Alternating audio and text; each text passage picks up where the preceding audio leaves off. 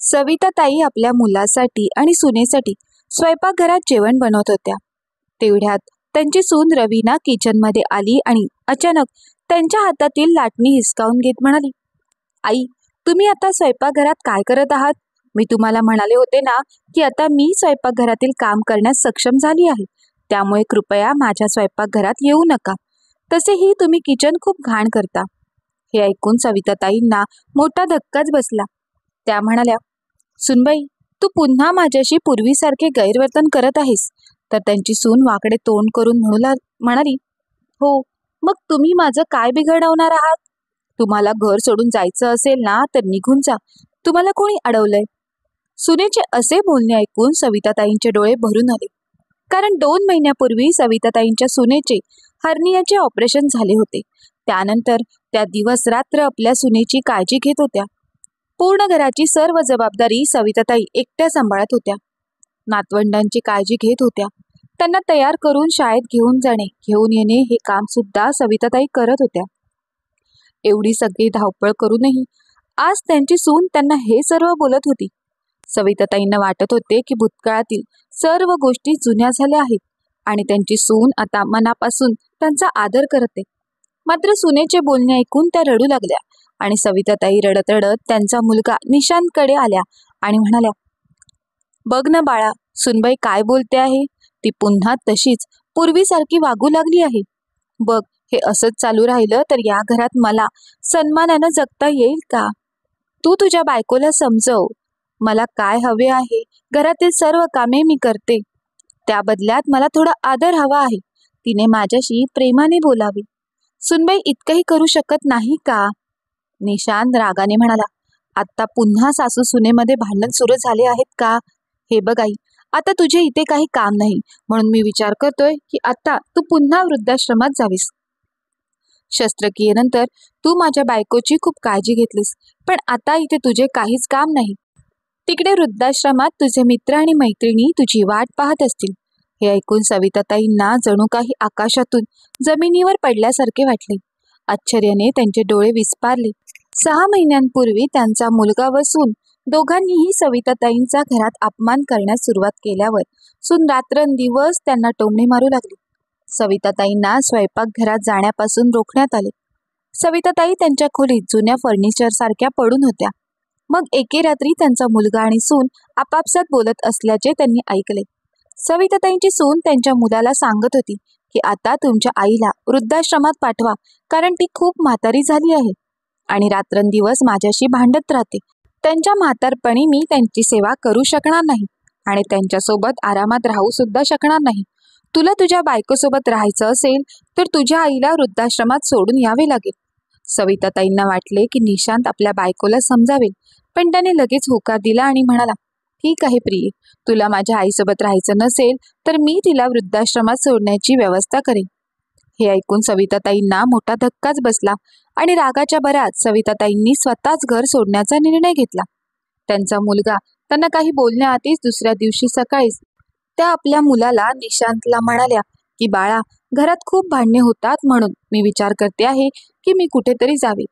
तेव्हा बायकोचा बैल झालेला निशांत म्हणाला, आई, तू कुठे जाणार? या वयात तुला कोण ठेवणार? तेव्हा सविताताईंनी आपले हृदय कठोर केले आणि म्हणाल्या की मी वृद्धाश्रमात जाण्याचा विचार करत आहे. हे ऐकून निशांत 2 क्षण शांत झाला. मग तो मनात विचार करू लागला की मला काही बोलायची गरज नाही.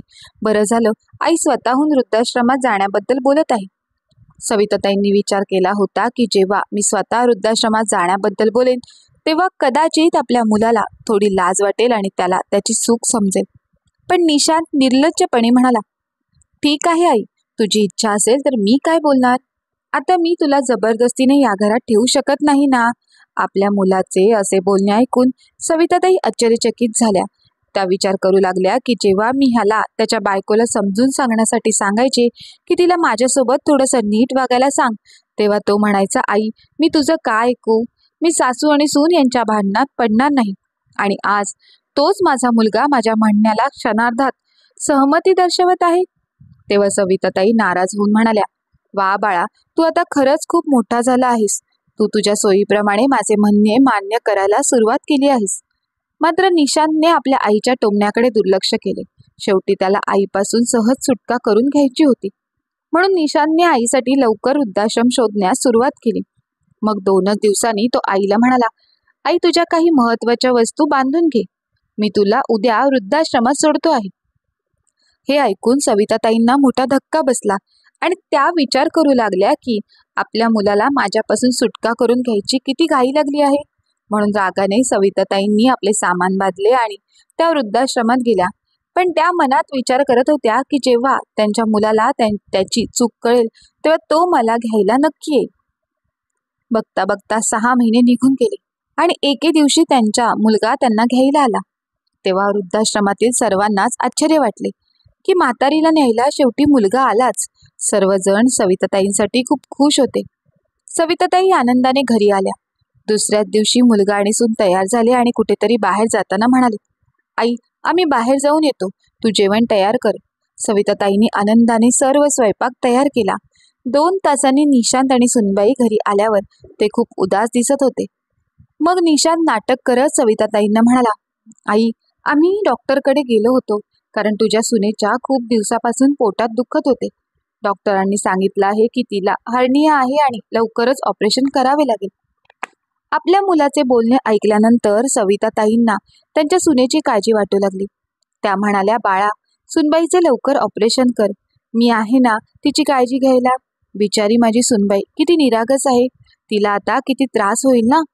पण सविताताईंना हे समजले नाही की ऑपरेशन होणार आहे हे त्यांच्या मुलाला आणि सुनेला आधीच माहीत होते आणि ते फक्त त्यांची गरज पूर्ण करण्यासाठी त्यांना वृद्धाश्रमातून घरी घेऊन आले होते. कारण अशा वेळी त्यांची सून रवीनाची काळजी घेणारं कोणी नव्हते. पण आज म्हाताऱ्या आईला म्हणजे सविताताईंना फसवल्याचे जाणवत होते. म्हणून त्या आपल्या मुलाला आणि सुनेला धडा शिकवण्यासाठी रागाने म्हणाल्या, बाळा मागच्या वेळी माझ्याकडे बुद्धी नव्हती, मी भावनेने आंधळी झाली होती. मला वाटले होते की तुला तुझी चूक कळेल आणि तू मला लवकरच वृद्धाश्रमातून परत घरी घेऊन येशील.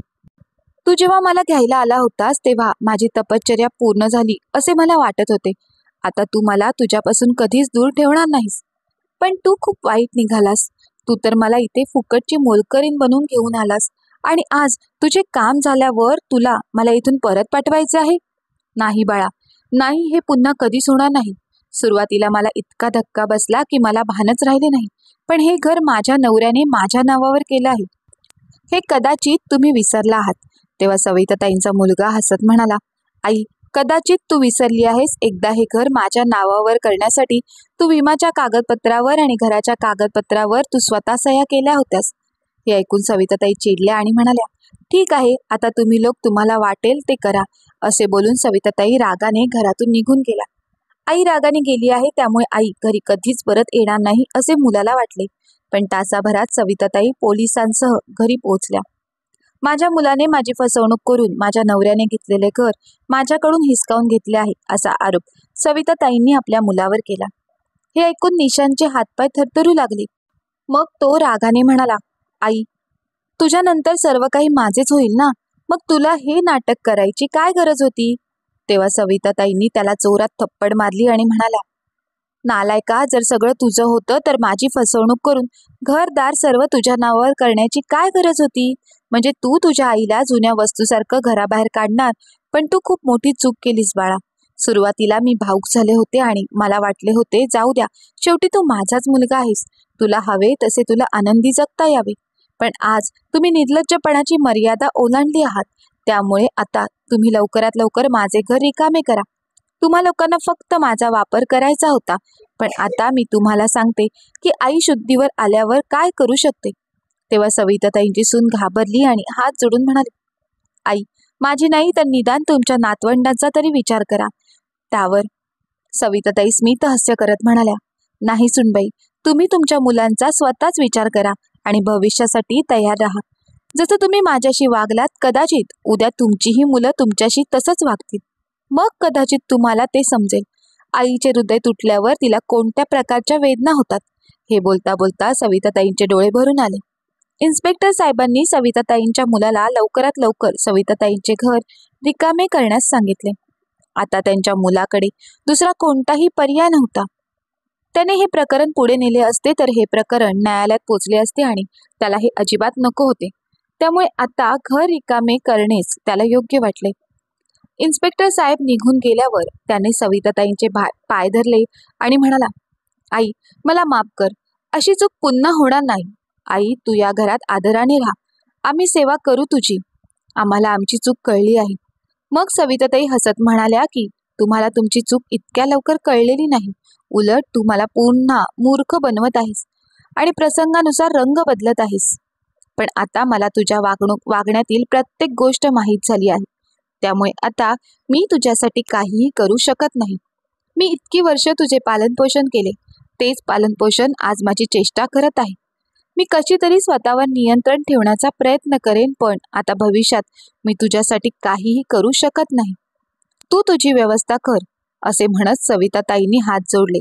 आता निशांतकडे पर्यायच उरला नव्हता. तो आपल्या बायकोसह खोलीत आला आणि त्याच्या महत्वाच्या वस्तू बांधू लागला. त्याची आई त्याला बेघर करण्यासाठी असे पाऊल उचलू शकते याची त्याला कल्पनाही नव्हती. सविताताईंनी ठरवलं होतं की त्यांच्या मृत्यूनंतर त्यांचं घर कुठल्या तरी संस्थेला दान करायचं. मित्र आणि मैत्रिणींनो, निशांतने त्याच्या आईला तिच्याच घरातून बाहेर काढण्याचा प्रयत्न केला. मग तुम्हाला काय वाटते? सविताताई आपल्या मुलासोबत ज्या काही वागल्या ते योग्य होते का की नाही? कृपया कमेंट करून तुमचे विचार आम्हाला नक्की कळवा. आणि कथा आवडली असेल तर कथेला लाईक करा, शेअर करा. तसेच तुम्ही अजूनही आपल्या चॅनलला सबस्क्राईब केलं नसेल तर सबस्क्राईब करायला मात्र विसरू नका. धन्यवाद.